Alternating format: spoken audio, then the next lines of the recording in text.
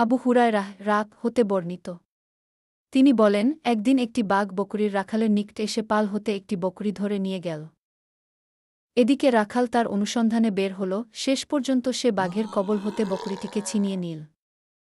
বর্ণনাকারী বলেন, অতঃপর বাঘটি একটি টিলার উপর উঠল এবং লেজ গুটিয়ে বলতে লাগল, আমি খাদ্যের অনুসন্ধানে বের হয়েছিলাম, আর আল্লাহ তাআলাও আমাকে রিয়ক দান করেছিলেন, অতঃপর, হে রাখাল, তুমি আমার কাছ থেকে তা ছিনিয়ে নিয়েছ।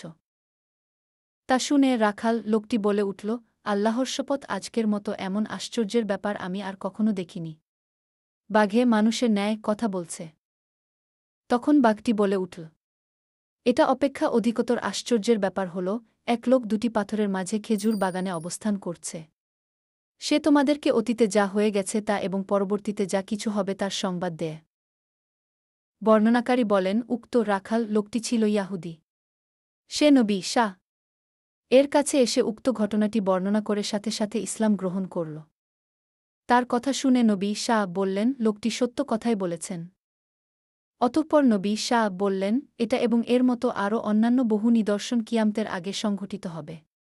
তিনি আরও বলেছেন, সেদিন বেশি দূরে নয়, এমন একদিন আসবে, কোনো লোক তার ঘর হতে বাইরে কোথাও যাবে এবং তার অনুপস্থিতিতে তার পরিবার, স্ত্রী, কি অপকর্ম করেছে সে ফিরে আসতেই তার পায়ের জুতা ও হাতের লাঠি তাকে বলে দিবে।